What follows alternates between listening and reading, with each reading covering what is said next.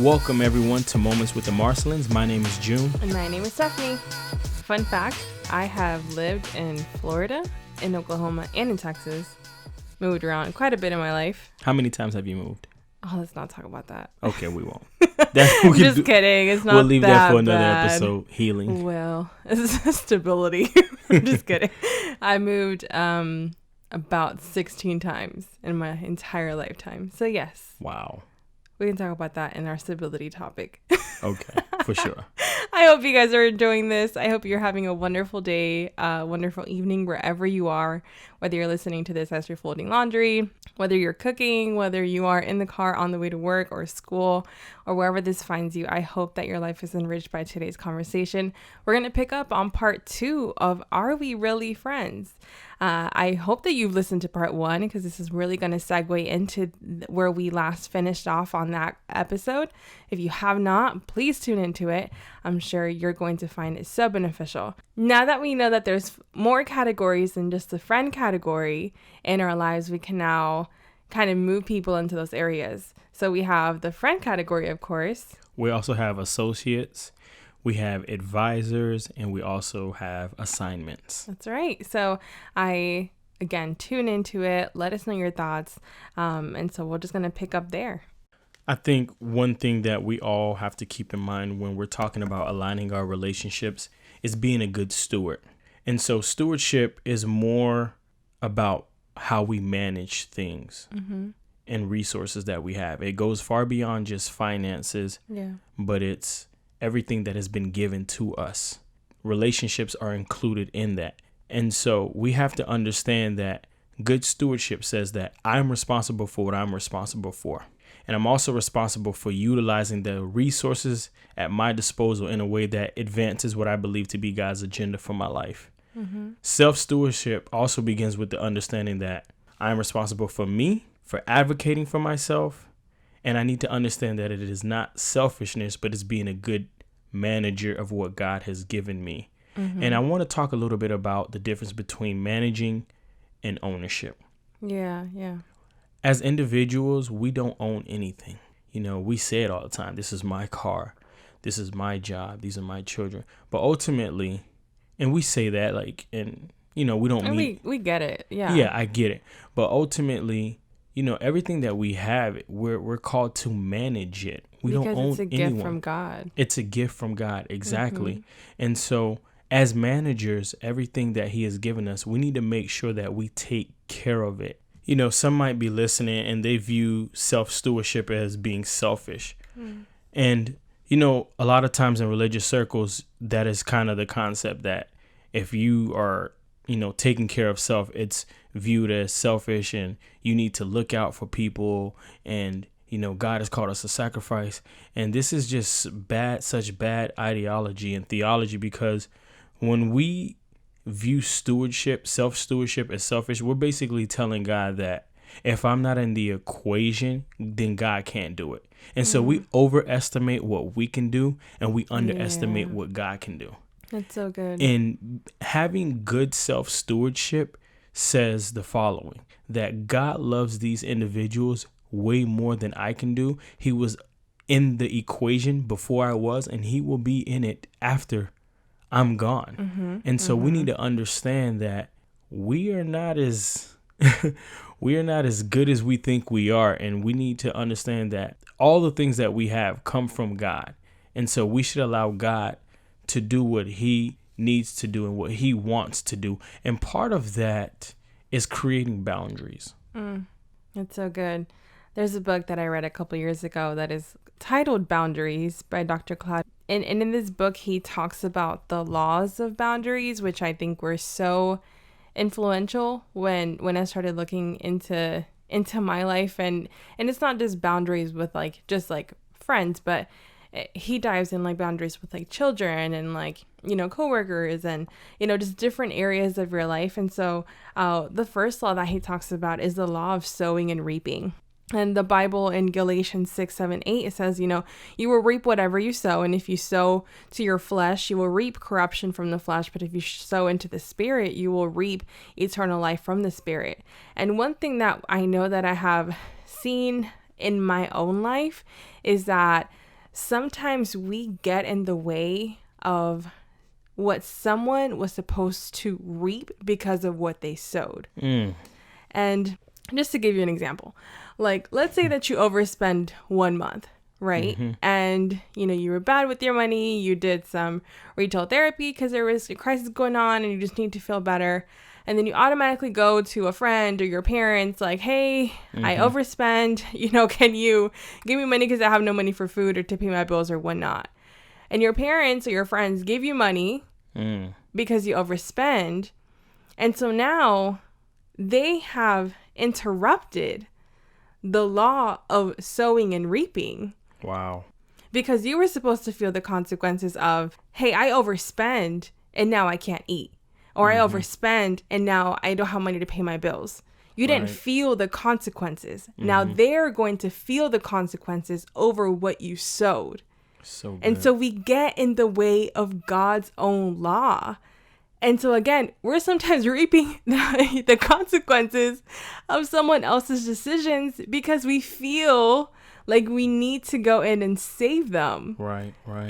And that's, you know what I mean? Like, how many times have we done that? And I know that you and I created like a guide for our lives that we don't let people borrow anything. Right. Nothing.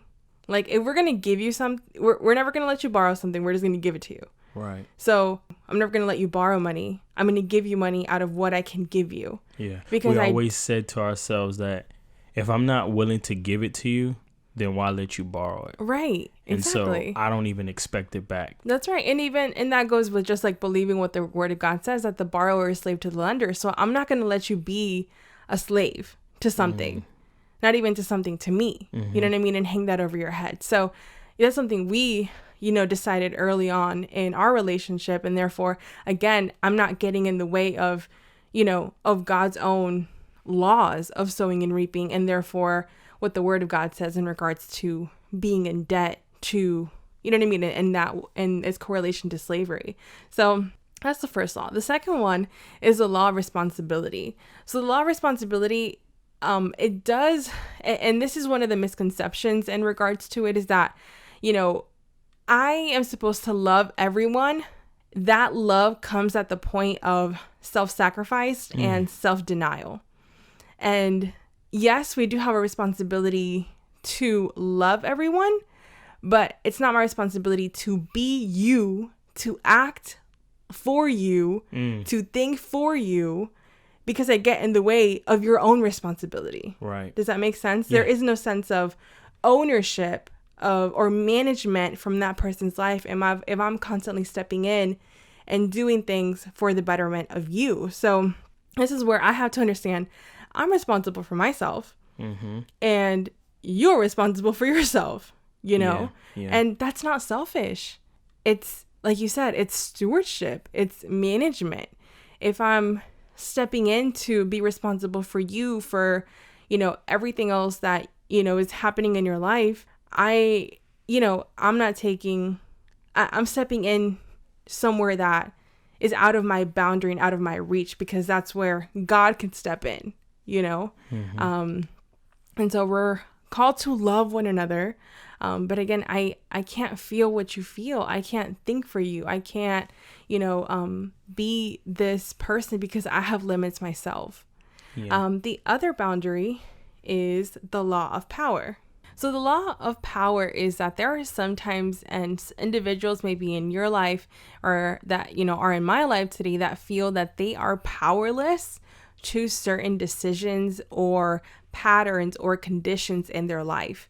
And I don't mean this in a way that, they, have some type of disability or something like that. That has nothing to do with this. It has more to do with like they have bad spending patterns and they feel like, well, this is just all it is and I just can't help it. Right. No, you have the power, to change certain things about your life. You have the power to agree and decide like, hey, what I'm doing is bad.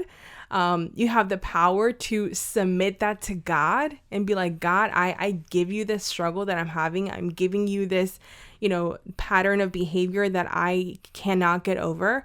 You have the power to look for help and assistance from individuals. If someone's addicted to, a substance or alcohol or whatever, they can look for resources to help themselves. You have the power to turn from that. You have the power to say, you know what, I'm not going to go into the store anymore. You have the power to say, you know what, I'm not going to hang out with those friends again because they constantly tempt me to want to fall.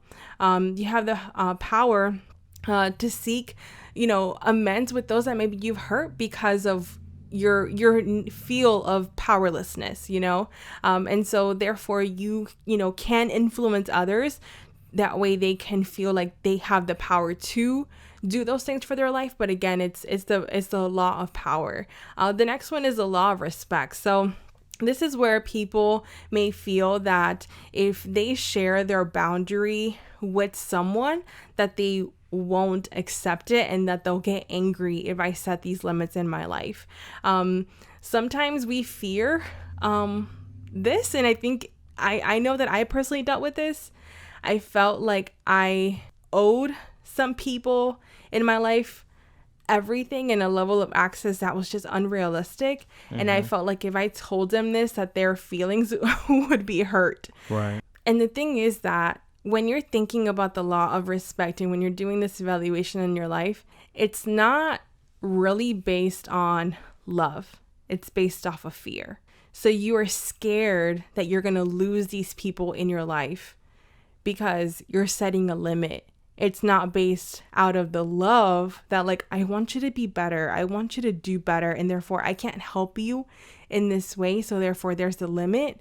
But rather, like, I'm scared that if I tell them, like, we won't be as close anymore, or, wow, we can't be friends anymore, or, that there's going to be some type of reaction to that boundary. And I know in one of the past episodes we shared, sometimes people are not emotionally mature to handle those boundaries, but it's not your responsibility to have to deal with their emotional immaturity. Right. And so you have to let them know for the sake of your own stewardship of your own life. But make sure that when you are kind of thinking like, oh, I'm kind of scared to like let them know, like, no, you can't borrow money anymore, or whatever the case may be, that it's not based off of fear. And something that you said as you're going through the laws of boundaries that kind of came to mind is that, when we advocate for ourselves, it doesn't mean that we're making on a demand on what other people should do. What it does mean, however, is that we need to be very clear on what we are going to do. And it also means communicating those boundaries, setting and communicating those boundaries. In John 15:15, Jesus tells the disciples, you are no longer my servants. You are my friends. But check this out. They were still his apprentices and his mentees. See, Jesus here is demonstrating that there should always be a spirit of friendship that permeates every relationship, whether mentee, whether assignment, associate, everything. And so an example of this is being cordial, showing empathy, having an overall sense of camaraderie. See, while the spirit of friendship shows in every category of relationships, the dynamics of these categories are very specific. And so we need to be mindful that we need to advocate for ourselves. Advocate for ourselves, because when I hear you share that story, between love and fear, a lot of people feel that way. Absolutely. And so it's very insightful, to hear you touch on that. I just wanted to state that. So one of the last laws is the law of exposure.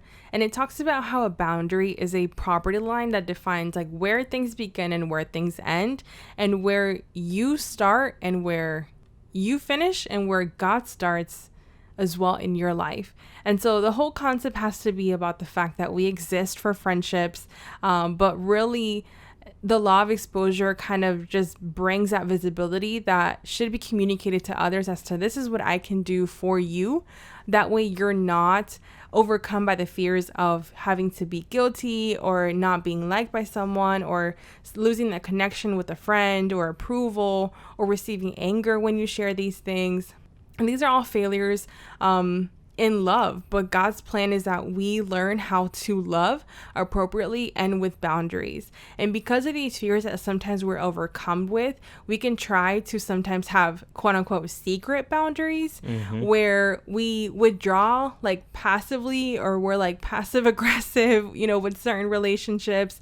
And we, instead of communicating honestly and just transparently, we react and don't expose our true feelings. And then those feelings are then exposed in other areas. So, for example, you may have, spouses that will for years, just comply with certain things that their spouse is saying and never express anything, but then express their boundary later by filing for divorce. Wow. Or you have children whose parents have constantly been, giving over and over, the years and never setting those limits. And then they resent them at the end because they feel like they were taken advantage of. And then, they never grow that true fundamental love as parents and as children. So it just talks about exposing your boundaries clearly.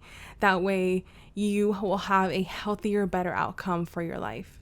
Wow. That's so powerful. I think when we are thinking of relationships, we should be discerning and we should assess the relationship as it currently is and then call it what it is. And communication is very important. And the type of communication varies, and it depends on the category as well as the circumstances. Yeah. Because boundaries don't always have to be verbalized, but they do have to be implemented. That's good. And I'll give a couple of examples.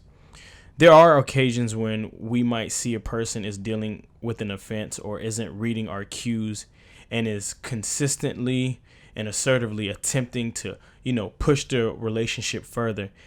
That's when we need to have a conversation. We should speak in truth and love to that person. And here's the part that might be controversial for some. We must discern what truth to tell.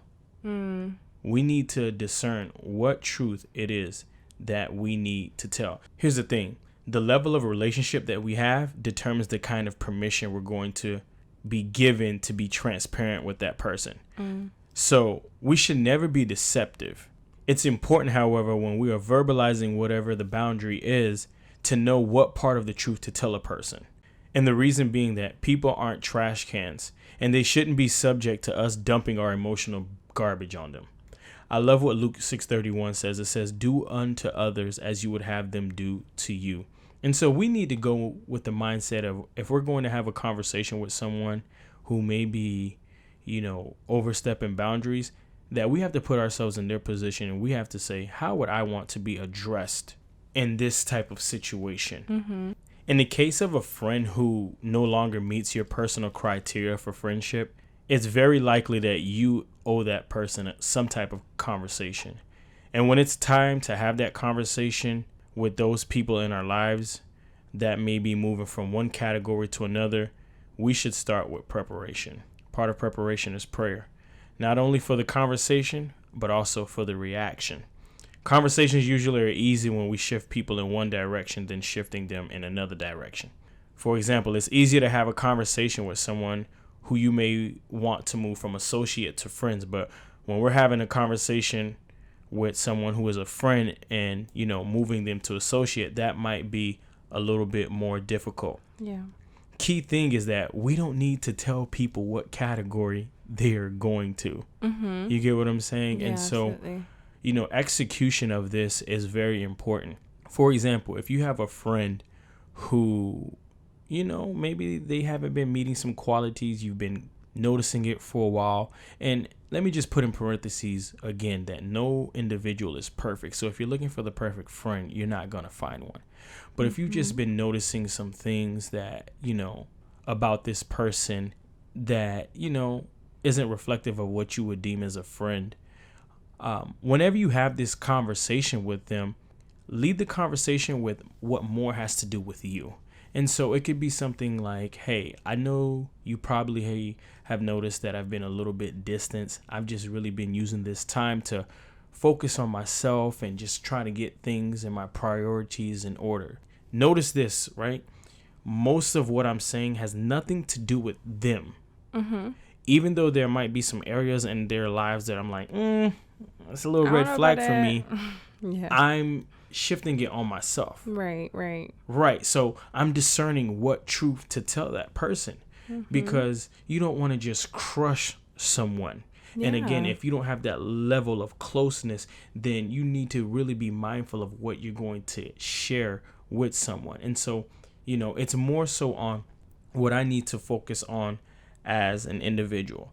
Let me use a different scenario. If maybe you notice an associate has some great qualities, and you know what, you want to take this relationship to the next level as someone who is your friend, kind of something that you can kind of, go up to them and say is, hey, I've noticed these great qualities about you, and I've been looking for some friends in my life, and I think based on the qualities that you have, I would like to further our relationship and build a friendship. Yeah, something absolutely. as simple as that. It is. That reminds me when you see kids when they're little, and sometimes they just go to one another. It's like, hey, do you want to be my friend? And they're like, yeah, I want to be your friend. Yeah. And sometimes in adulthood, if you haven't been able to develop those friendships, let's say for years, sometimes you just got to ask someone that you see great qualities in them. It's like, hey, do you just want to be my friend? And there's nothing wrong with that. Right. There's absolutely nothing wrong with that.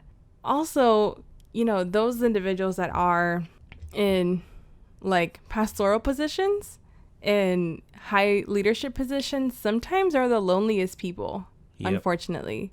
And you need to have good, solid friends, individuals, pastors, leaders that you look up to, that you admire. And sometimes it's just literally asking them the question, hey, do you want to be my friend? You don't have to be alone. You don't have to live a life of, I have nobody around me. And so I know I was challenged by that a couple years ago. And I remember literally leaving, I think it was a conference, and there was she was an associate back then.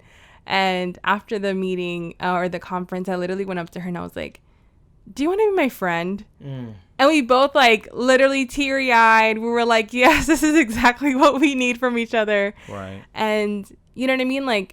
Their character portrays everything that I want in a friend. And there you have it. It's simple. You know what I mean? It doesn't have to be complex or complicated for those individuals that are seeking those friendships that are so vital for our lives. It's such a good conversation. And just on an ending note, 3 things I want, for us to take away when we think about relationships and how we align people and, decisions that we need to make. First, I want you to make sure that you pray. We always say that prayer should be our first response and not our last resort. The second thing is plan. And then lastly, perform. When we think about aligning people, it can be frightening. It's so much easier said than done. And it takes what we call courage. And God has given each and every one of us courage. And so even though you might be afraid, even though you might be nervous, I just encourage you to do those 3 things. Pray, plan, and perform. And God gives us courage. The same way that he was with Joshua, he will also be with you. And so make sure that you're seeking him for advice, for wisdom, for understanding, and God's got you. Thank you so much for tuning in to episode 7, part 2 of Are We Really Friends? We hope that this was enriching to your life. If you want to know or read of more resources, we really recommend the book Relational Intelligence by Dr. Darius Daniels. He talks about the importance of friendship and just, again, some things that we touched on these last 2 episodes. We know that it'll be beneficial to your life, and therefore it's a good read as well. Again, thank you for tuning in. Stay tuned to our next episode. Please share, subscribe, and review. Take care. God bless. And much love.